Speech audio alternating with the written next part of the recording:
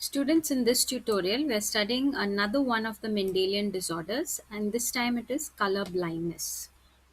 So, color blindness is just like hemophilia, a sex linked recessive disorder. And what do we mean by sex linked recessive disorder? The recessive diseased allele is carried on the X chromosome. So this diseased allele, is because of a mutation. So the mutation causes the gene to become defective and it is carried on the X chromosome.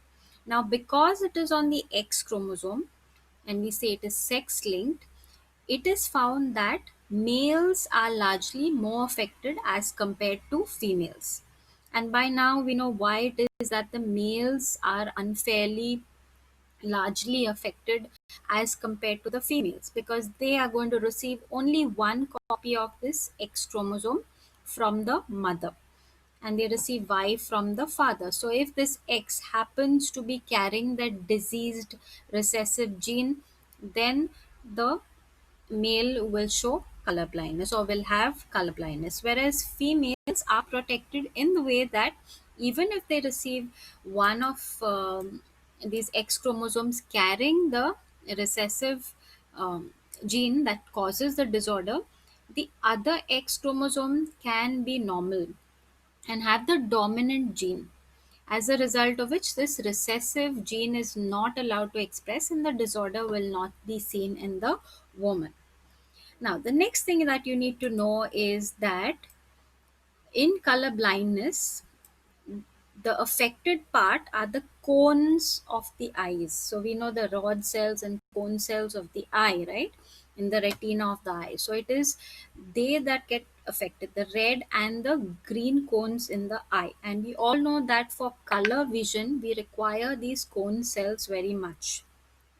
Okay, so the defect is in the red and the green cones, and therefore the person who is color blind cannot differentiate very easily between these colors red and green.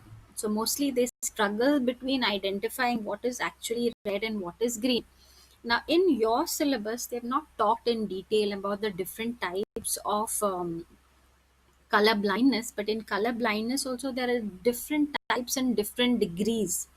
So for example, now they in your book it only says that they cannot differentiate between red and green color.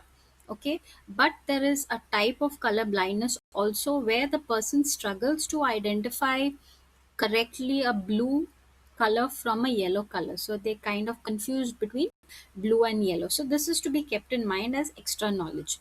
Okay, but in your syllabus what they've included is red and green color blindness, a defect in because of defective cone cells because of a recessive mutation carried on the X chromosome.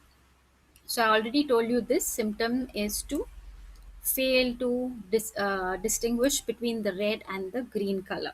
So here we can see they've given you a percent. So 8% of males are seen to be colorblind, and as we compare it to the females, you can see that comparatively lesser females, and you can see there's no comparison here. There's too many males and too few females suffering from color blindness. That is all because it is carried on the X chromosome. Okay, so this is the same thing explained here. Since males have one X chromosome, therefore they are at a risk, because if they get the defective gene from the mother, they will turn colorblind. Whereas in case of female, if you receive only one X chromosome with the defective gene, then that female will be a carrier female, will not be colorblind, but will be quietly carrying the disease or the disorder, which can be passed on to the male progeny of this individual, right? So the woman will be a carrier only if the woman receives both X with the recessive alleles will she be colorblind. So this is to be remembered. So normal male will have X and Y, a carrier female will be one X carrying the recessive allele and one having your normal dominant allele. So here you can say for a female to be colorblind, she has to have both alleles carrying the recessive gene. Whereas in case of a male, just one X allele with the recessive gene will make the male colorblind, because they don't have another X to mask or block the effect of this allele or this gene. Now let's see this thing. When will a daughter be colorblind? What are the conditions for a daughter to be colorblind? Now a daughter will be colorblind if this cross takes place. That is, a father who is colorblind because he has the recessive allele here, and a mother who is a carrier. So mother has to be a carrier and a father has to be colorblind. So as you can see here, the gametes of the father will be XCY and mother will be normal X, and we'll call this as the recessive X. Okay, although it is the X carrying the recessive gene. So if you have now how do you get this? Suppose you have this diseased allele, okay, meeting up with of the father meeting up with a normal allele of the mother, then the woman or the female child will be a carrier and not showing the disorder.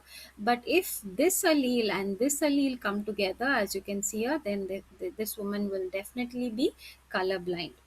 Whereas, so the daughter will be colorblind only if the father is colorblind, mother is a carrier. Okay, whereas let's look at the male here. So if the male gets the Y from the father and this X from the mother, then he's lucky, he'll have normal vision. But if he happens to get this X from the mother and the Y from the father, then he'll definitely be colorblind.